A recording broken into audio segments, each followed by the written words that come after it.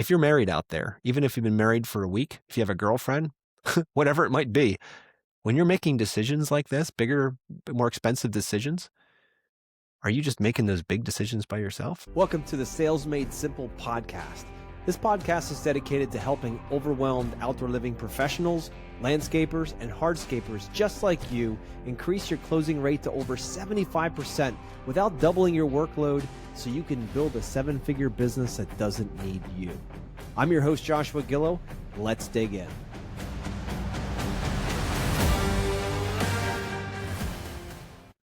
Hey, everybody. Welcome back. Jon Valenta's back with us this week, and we're talking about something that took me way too long to figure out. It's the idea of having both decision makers as part of the sales conversation. Oh, man, did it take me too long. Jon, how long did it take you to figure out that? I had no idea back in the day that that was even a thing.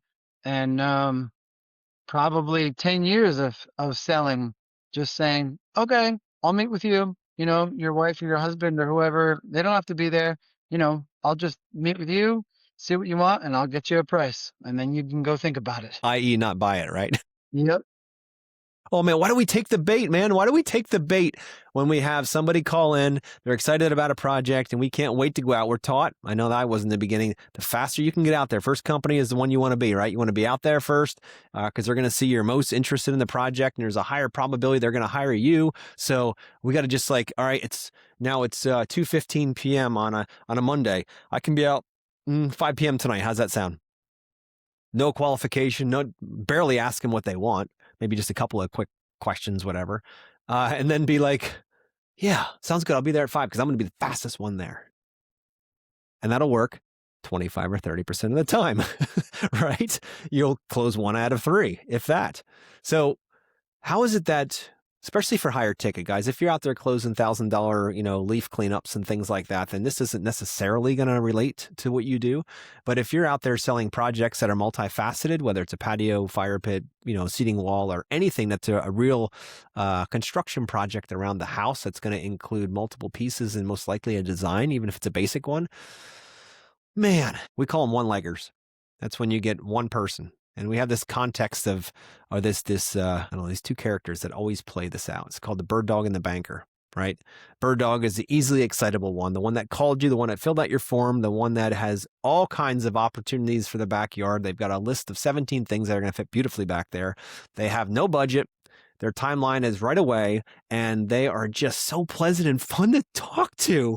So we put all of our eggs in that basket, and we go to town, design, get a proposal together, spend a lot more than 2 hours with the client, come back with all of that and finalize with them. Yeah, sounds great. Let me tell my husband. Let me tell my wife.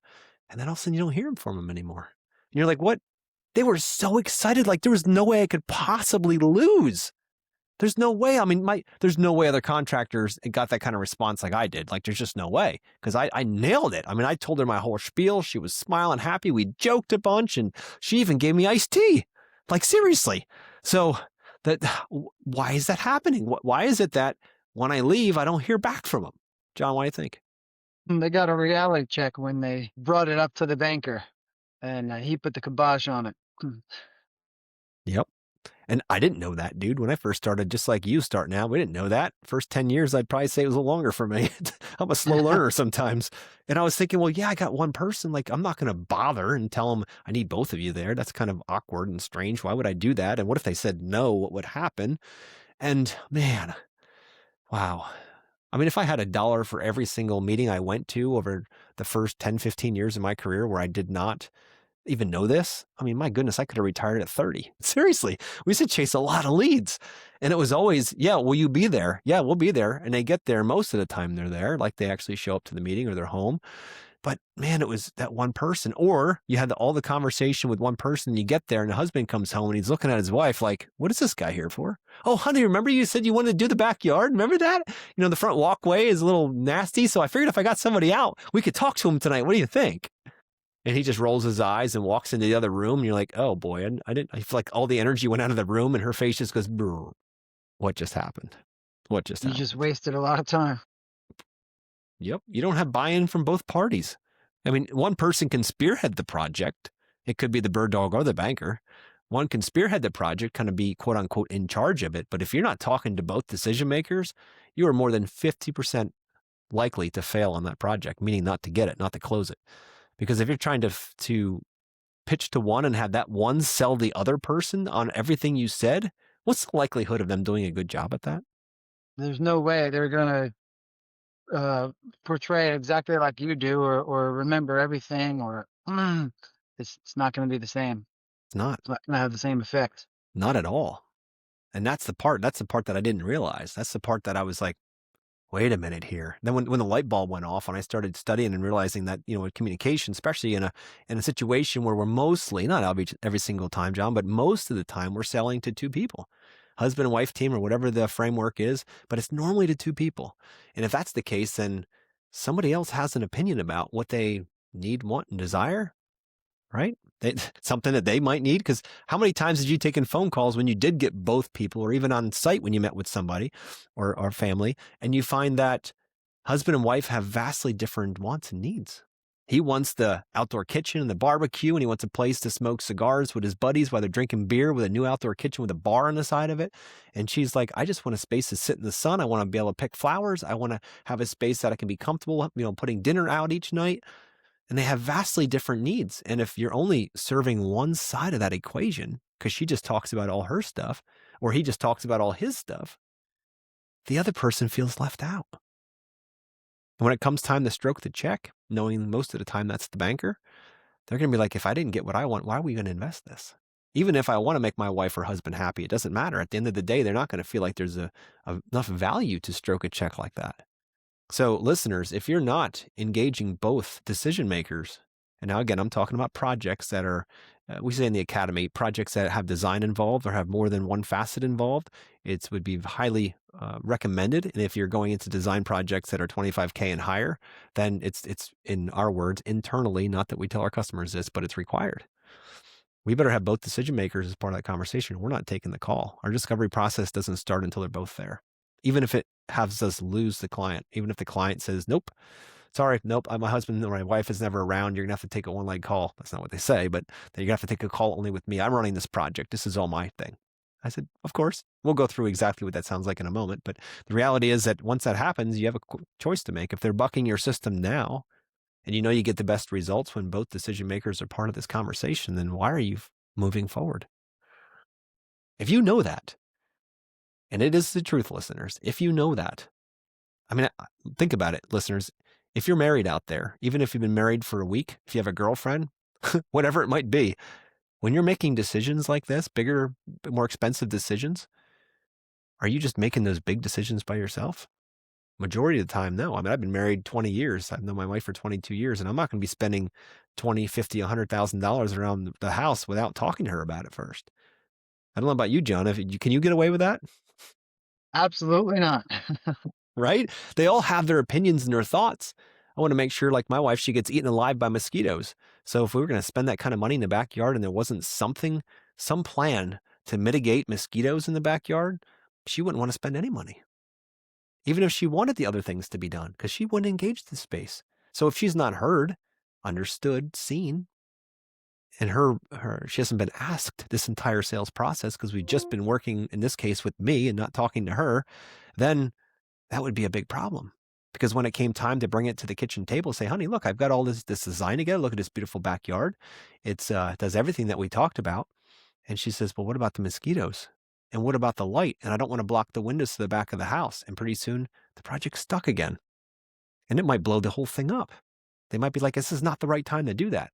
That's why having a discovery process where you can get both decision makers together early before you ever leave your office to understand and make sure that they are on the same page, that they are both aligned and they want to move forward. And if they're not aligned, how to help them get the alignment needed for them to make a good decision for themselves.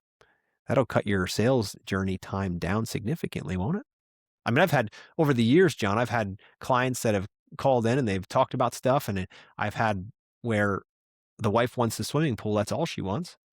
And he wants the deck and patio and the barbecue. And the pool is not something he's really that interested in. So you have this dynamic back and forth where they're actually starting to almost argue or fully argue on the phone about what's important, what their hot buttons are, right? What is a priority for each of them. And sometimes that works out and sometimes it doesn't work out. There's a line I love to use when you have clients that are bickering back and forth, like, guys, I get it. There's a lot of decisions to make here. And if they come to you and ask you, what do you think? Said, look, I charge a lot more for couples therapy, right? I don't do that, right? That's not my specialty. So why don't you guys go back, talk about it, and give me a call back? You know where we are right now. You know the next steps. Why don't you talk about it? And when you got more clarity around what you want to do, then we can move forward and leave it up to them to make that decision. Because, if there's an impasse, a disalignment or a misalignment in their own marriage and their own needs list, until they come to terms with that, either adding all of it in or cutting some of it out, somebody's going to lose, somebody's going to win, and that whole thing's not going to work. So we must get them all on the same page. So what are some stories from you, Jon, that you've heard over the years of misalignments and clients telling you, oh, I can handle it. My husband's not around. My wife's not around, whatever. Like, how has that turned out for you? Yeah, it never turns out. I mean, back in the day when it was just always you're so excited that somebody's calling you and asking you, and think you're gonna get this project. You just want to say yes, and you're gonna go out there and you're gonna meet with them on the evening, or you're gonna meet with them on the weekend, and take time away from your family. But like you said, you're gonna be the first one out there. You're gonna go whenever they say you're gonna go. You're gonna go out there.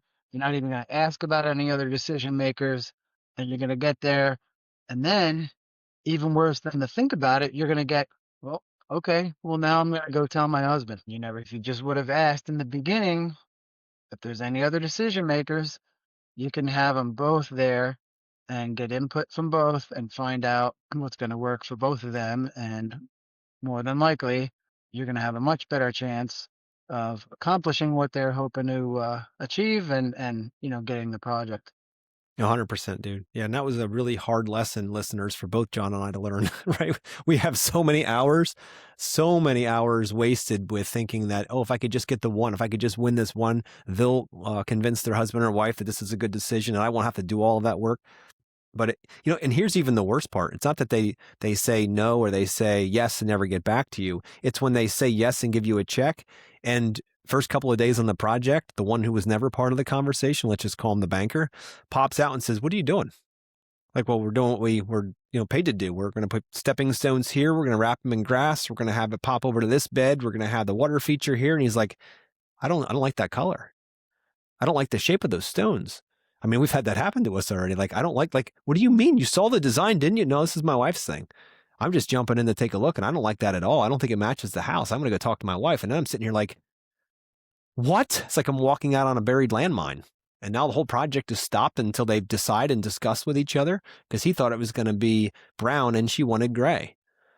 And I'm like, now my whole crew and I got to pull off and go to another job because of that communication wasn't done because he was never available. And I'm like, we cannot do business this way. We cannot. It's killing us. It's killing my profit. It's killing my time. It's killing my stress level and me too. Have you ever had something like that happen to you, Jon, where the communication of the person just wasn't there? Totally. And it's not good, like you said, pulling off the job mid project, and things not what the other one thought it was going to look like, and what are we going to do? How am I going to fix this? Got to get that all figured out in the beginning, and the best way to do that is to meet with both decision makers, and you got to be strict about it. It's like anytime that I bend the rules, it never works. We never end up getting the job, and it's always like some excuse, but you just you gotta stick to your process and meet with the both decision makers. You gotta do it nicely. You're not gonna be demanding, but you gotta ask anyone else is involved in decision making on this project, and then find a time when all of you are available so you can all meet together. And then when you're there, make sure you pay attention to both of them. Sometimes one of them is really quiet and the other one gets all talk. And gotta at some point find the time and make sure you look at that quiet person and ask them what they want, Yep. what they, want and in the project, or, what input they might have, so that they know that you're paying attention to both of them, that you understand both of them. Man, thank you for bringing that up. That is such a powerful, powerful lesson, listeners. If you weren't listening or weren't paying attention, what John just said right there, it changes the game. If you're having a conversation and somebody's taking over that conversation and talking, let's just say to the wife the whole time you go out and you meet with a customer and the wife is talking the whole time and the husband's kind of disconnected or not really paying attention or just not saying much. And you take the bait and only talk to the one who's talking a lot. What do you think the other person feels like? Deep down, do they feel understood, seen? Do they feel like you actually care about them? And I know sometimes that's tough, listeners. Sometimes those people are just like, I don't want to talk to that guy. I don't want to talk to her. She seems really nasty, whatever. Like, but still, think about it. That other person, we call it the reach across, right? You got to reach across and tap them on the shoulder. So what do you think? You know, Mrs. Jones, you've been quiet over there. Do you want to add anything to this conversation? And immediately, oh my goodness, it's like a flower opens up. It's incredible how many times it's happened. Like, well, yeah, I mean, he really wants this swimming pool, like really, really bad, but I'm still scared. Like when I was a little girl, my friend almost drowned in a swimming pool, and I've been really, really, really scared about the pool. And I know he says it's not going to happen to us. Our kids are older and all this, but that's good information. First of all, she's able to share it with you, which shows her trust. But second of all, guess who's capturing all that? Listeners, it's you capturing that information. So next question would be like, oh my goodness, I'm so sorry you had to go through that. So how would this backyard, what would it have to look like? This backyard have to look like so that you felt fully safe that none of that was going to happen to your family, right? And what do you think she's going to say? Something like, well, maybe if there's a fence between the pool and the backyard, theirs was all open, or maybe whatever, like maybe there's 3 locks on every gate so that the kids can't mess around with them, or maybe there's no benches next to the fence because that's how my cousin got over or whatever, right? So my point is that when you start asking those questions, you start drilling in. And when you have a client that's quiet, there's something that they want to say. Invite them in the conversation. Invite them in. It's so important. So is there anything else on your mind? John, you haven't said anything. Do you want to add anything to that? You hear how it's curious, light, tonality's up at the end? Because you're a detective trying to figure this out.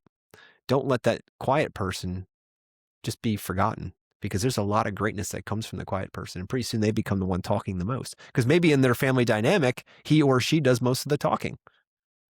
And the other one always feels like they're left out. But think how much trust you build and rapport you build going in and giving that quieter person the microphone so they can finally be heard and understood. And then you can design something that they both love. And when you get them both on board, what do you think your chance of bringing that project to life is?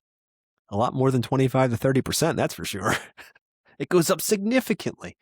Oh, that's a good one, John. Thank you for that. So it's so important, guys, when it comes to outdoor living spaces or anything high ticket, which is really designated at like $2,000 and more, to make sure you're trying to get both decision makers involved, specifically early. And now, the bigger the project, the more that becomes a requirement. Like I said, after $25,000, you got design involved, and both decision makers, in my humble opinion, should be part of those conversations. And that starts from your discovery call, not your initial call, but your discovery call afterward, where you get them both together and discuss the project, and then your meeting at site, and even the design presentation and the proposal presentation. All those things should be done with both decision makers. And when you do that, guess how much your closing rate goes up? Just a small shift makes every bit of difference. All right, John, I want to tell one story about this that kind of really locked it in for me here. And I'm sure you have one too. So this story was a client that reached out, and we've made it a internal words. We don't need to say this out in the world, but internal words. We make it a requirement that both decision makers are on our discovery process. Because if they're not, we know that we have less than 50% chance of closing that project, which means there's a 50% chance of wasting our time. And we're not in the time wasting business, right? We're in the time efficiency business and the customer experience business. So with that, this lady calls and she wants to do this big project. She sends in the contact form. And so I'm sitting down on a discovery call with her, and she knows from the initial call that, Becky lines it up that both her and her husband are, we find we get the best results when both of them are part of this process. And she says, no problem. Okay. Well, I get on the phone, say it's a Tuesday at 9 a.m. I pick, call her, and it's only her. And I'm like, okay, I'm already prepared for this because we train that exact thing. We're always training for what the worst case scenario, so that when it's not there, it's easy. But when it is there, it doesn't surprise us. So she comes on and she's like, so I'm looking to do this outdoor project. I said, hey, I'd love that. We did some rapport building. Will Steve be joining us today? Oh, no, he's busy. He's at the hospital. He can't, he's working. There's no way he can make this call. Okay, got it. So I'm just going to call her Alice for sake of a name. It doesn't really matter. I'm like, Alice, we finally get the very best results when we have both you and Steve on this call, because I want to make sure that we can go through everything that is important to both of you. Make sure your fingerprints are all over, both of your fingerprints are all over this project. And I want to make sure you get the exact outcome that you're looking for. So we're going to reschedule this call to make sure we have time that both of you can meet. And I'll get that over to Becky to set up. And she says, but no, hold on, Joshua. My husband said I'm in charge, and that's what I'm in charge here. So he doesn't need to be here. His schedule's way too busy. I said, I understand that, and I totally appreciate that. But we finally get the very best results when both you and your husband are here. So we need to reschedule this call to make sure that both your fingerprints are all over this project and that you absolutely love the result at the end. She's like, no, you don't understand. I'm in charge. I'm like, I understand. No, she goes, you don't. Is it? Dude, I can't even make this up, John. Is it because I'm a woman? No bullshit. I mean, absolutely that exact way. And I was like, no, ma'am, not at all. I absolutely know you could handle this on your own. But we finally get the very best results when both you and your husband are on this call. She got so pissed and she eventually hung up. I was like, okay. If they're bucking your system this early, when you know that it's going to be in their best interest to have both her and her husband on there, you have to make a decision, listeners, as a business owner or as a sales professional, on what your target is there, but we won't take it. If they're going to buck our system right off the second call, what are they going to do when money's on the table? What are they going to do when they want a certain time frame? I got all these red flags I put in the book. If you guys get a copy of the book over on Amazon, you'll see a bunch of red flags in there. And those are the things that come up that we kind of ignore or kind of brush off. And then they become landmines that we walk into right before we're looking for money. And they're blow up. That's why people lose. So many contractors lose money. So anyway, to further the story out, I said that we'd reach out to her and set up another time. And so Becky reached out to her and she's like, I'm not rescheduling with you. And I'm like, filter worked. Thank you, Lord. Right? And off we go. So some would be like, oh my God, I can't believe, you're listening to me. I can't believe you would do that to somebody. I'm like, no, I just saved her and me a lot of time. I mean, time is our most precious asset. And if we don't value it, how are they going to value it? And if she's trying to tell me how to run my business, that's not acceptable, because she's going to try to run everything all the way through. I've given in to those people. I've given in to that pressure. I have not had the spine in the early days to stand up to that. And once I did, changed everything. Your closing rates skyrocket when you do that. So John, I'd love to hear a story that you've had with that, because I'm sure you've run in over the last how many decades you've run into this, and probably more than once. Yeah, maybe not that wild, but I do have it where, okay, we get, both decision makers and make the appointment for the on-site consultation, and I get there and there's only one. Oh yeah. And, always one of the first things, is your husband or your wife, whoever's not there, or are they, going to be here as well? Are they available? And, oh no, it's always the excuse, they got called into work or whatever it is. But I'm already there. It's different than a phone call. So I've already made the trip. So it's like, now what do I do? So I've always just gone through with it. And then, of course, you can't get an answer because there's only one of them there. And it's, I'm going to have to talk to my spouse, whoever it is. So my question to them is two-part. What are you going to tell them that you liked about me? And what are you going to tell them you're concerned about? Good At least questions. that way I can get some answers and an idea, because they're not going to sell me as good as I'm going to sell me, but I'm going to get an idea of what they thought of me, what they're going to tell their spouse, what they might be concerned about. I can answer some of those questions now, and then hopefully reschedule another appointment for another time when everybody is available, and then really make sure of that. Yeah. No, that's good. That's real good, because there are times when life happens, right? There's traffic and they can't get back to home on time. I had one guy one time, dude, I went down it was down in the Philadelphia market, and I went down there and he wanted all kinds of backyard stuff. And anyway, I got down there and I go in, I talk to the wife, and this was before I had, an actual process. I went in this big house, like right in a beautiful community. I'm like, this is going to be great. And I come in the house and I'm supposed to be there at like 3:00. I get there at like 2:55. I'm always a little early. and take my shoes off, walk in the house, talk to the wife for a little bit. And she's like, oh, my husband will be with you in a moment. And I could hear him, dude. I could hear him in the next room in his office. He was so loud, it echoed through the whole house, talking to his buddy about golf. And I'm like, okay. I'm like, it's okay. I'm like, this is his house. It's cool. And she's like, here, you can sit in the foyer and I'll get you something to drink. And I'm like, okay. So I sat there and 3 o'clock passed and he's still talking to his buddy about hanging out with his buddies and playing golf. 3:05, 3:10, 3:15. And he knew I was out there because his wife went in the office twice. And I was like, Joshua, what do you do here? What do you do? I'm like, you can sit here and wait. And all he was trying to do was trying to flex his muscle that he's in charge, that he is more important than me. And if this isn't about, who's whatever, like it's not about pride or ego. That's not what this is about. It's about respect. If he's not respecting me already, what's going to happen later? So anyway, I waited. I have new rules now, but back then I waited 20 minutes listening to him have this conversation with his wife going in and out of the office trying to get him out. And she's just shaking her head like this. And I just said, at 20-minute mark, I said, it's not going to work out. Thank you for the water. And I just walked out. That was it. I was like, I had enough. No more. It'd be one thing if it was like a family emergency or it was something that he just couldn't get off of, or like I can respect that. But when I could hear everything he was saying, and none of it was important when it comes to not talking about it so that he could be there for the time that we scheduled together. Anyway, I left. Would you believe an hour later, he calls the office and says, where'd he go? And Becky's like, he was at your house. I told her about it. I says, he was at your house. You weren't available. Well, I'd like to reschedule. And we're like, we're not interested in rescheduling. Thank you. I wish you the best on your journey. And that was it. That was the end of that one.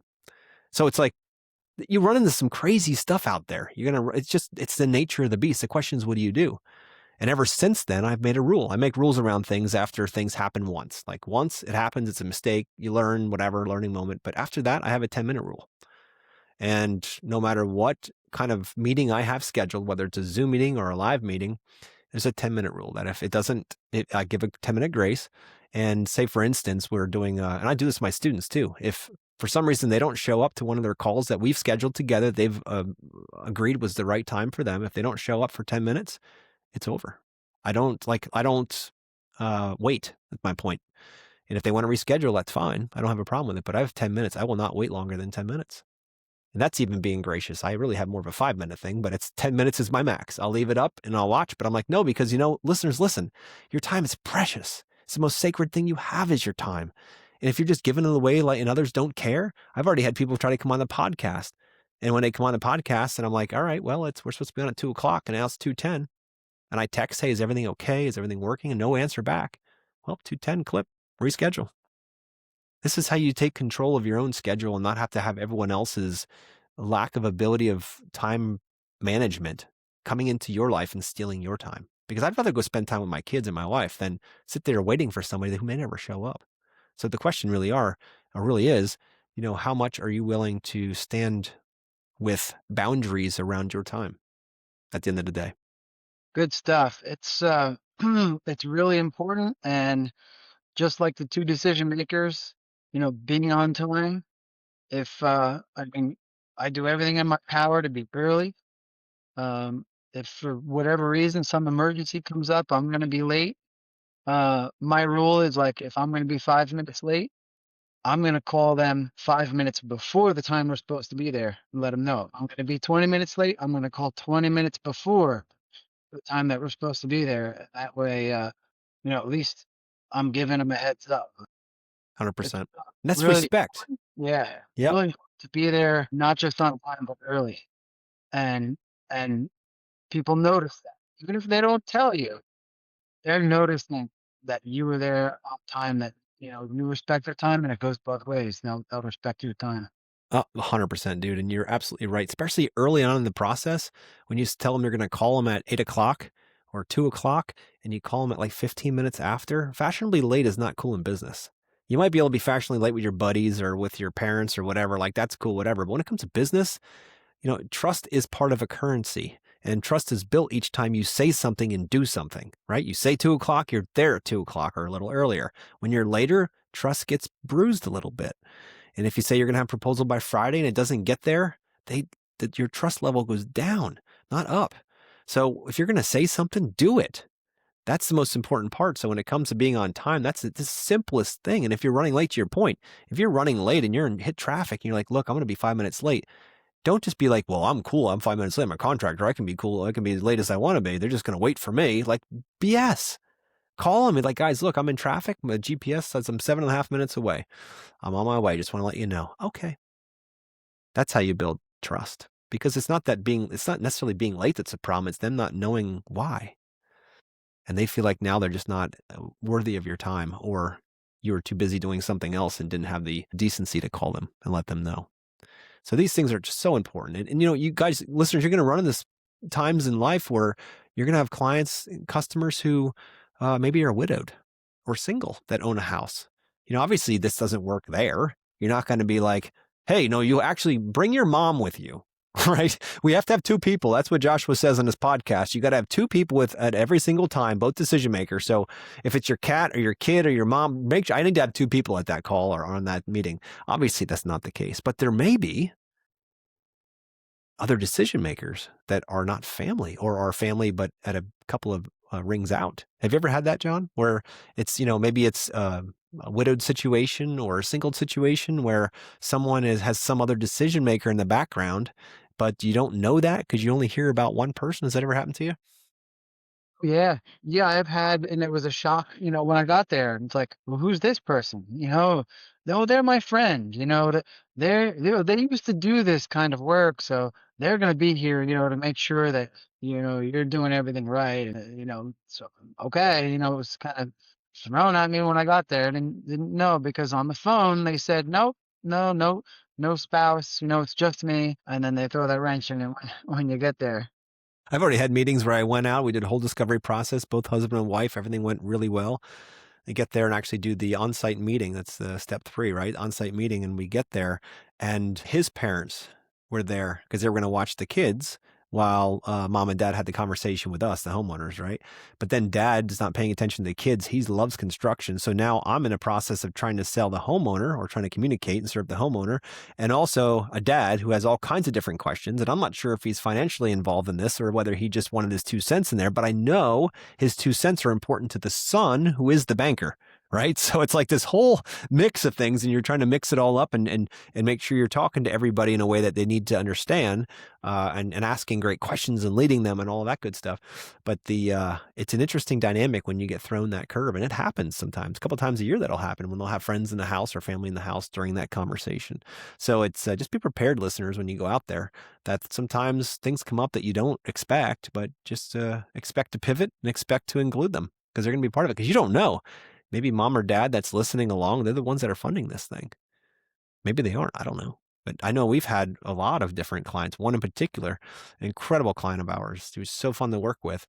And about halfway through the project, she wanted to add a ton more stuff, like a floating kitchen. Yeah, it said floating kitchen. It was crazy. It was a really fun engineering feat to make this thing look like it was floating. And she wanted to add a screen system. She wanted to add a big steel staple, like a Corten steel staple outside for water feature. You could walk underneath and walk through, and a pergola. It's like she wanted to add a bunch to this project, but she's like, I'm tapped out. I'm going to talk to my mom. I'm like, okay. So she talks to her mom, and her mom's like, yeah, no problem. We're going to give you some of your inheritance, she said to the daughter, so you can put it in this backyard. And she was so grateful, but now has a little bit of guilt, like she's spending inheritance money on this space. And she was getting down to picking furniture out for it. And then she started, like, you could see that, not regret's not the right word, but maybe guilt, that she was feeling guilty for spending all this inheritance money on stuff for the backyard. But anyway, she got exactly what she wanted at the end, but the mother was involved, and the mother was at some of the meetings and all of that. It was important to have her part of that conversation, because her inheritance was being spent in the backyard of a daughter's house, which was, in her mind, a great trade. She enjoyed that. Unfortunately, with that client, after we finished the project, 6 months later, she was transferred out of that house into another place in Florida because their job was moved. So this beautiful, amazing $400,000 backyard was left, put up for sale with the house, of course, and the new owners came in and tore a bunch of stuff out. So, I mean, you just never know what's going to happen at the end of the day, but you also never know who's behind the purse strings too.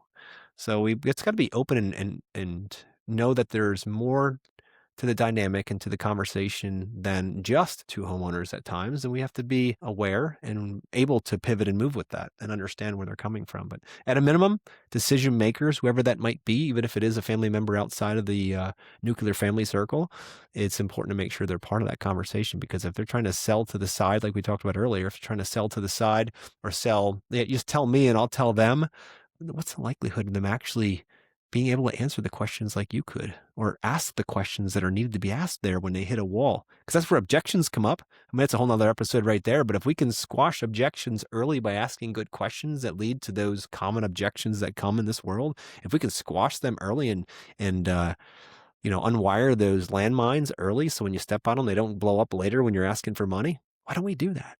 Why don't we just do that? And this is a huge one. Huge one. Oh, it's something I could talk about for days and days and days, John, I swear. Any other stories you have in mind about having decision makers either not show up or blow up a deal? Yeah, not showing up. That's one unfortunately has happened too many times. Um, and I like what you mentioned about like the extra person, whether it's like the parent or some relative. And it's important to just go with it and include them.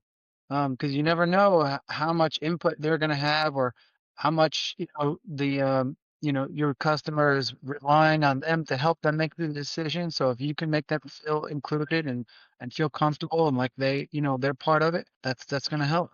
Yeah, no doubt. No doubt. Well, I appreciate it, sir. Yeah, listeners, think about how you're doing it currently. And, I go deep into the book about this as well, about how to get both decision makers, one of the core 10 principles, right? If you're selling to one, you're going to lose to both. And so it's really important to know that. And since that is a truth, that is a fundamental principle of sales, especially with higher ticket projects. So why don't we just make that part of our conversation in general, part of our way we do business, is to make sure we get them both. It's not just for you to control the situation, it's for them to get the best result. And when we transfer that thinking from me trying to control the situation to them getting the best result, it makes it a lot easier to invite them into that idea. That's really the bigger picture, right? So if we get both decision makers there, we get them both on board, and we're moving the train forward, there's a high probability, at least 50% or more, that they're going to move on with the project. So that's already a huge increase. That's doubling to 25 to 30% in the old way, right?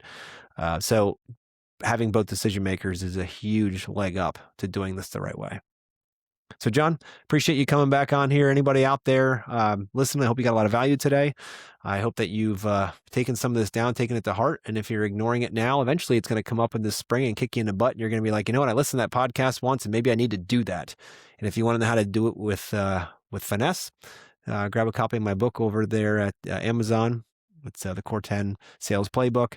And you can get deeper into that entire core and I've got pages and pages of stuff in there about that. So guys, thank you for listening. John, thank you for coming back on, and we'll see you next week. You're welcome. See you soon.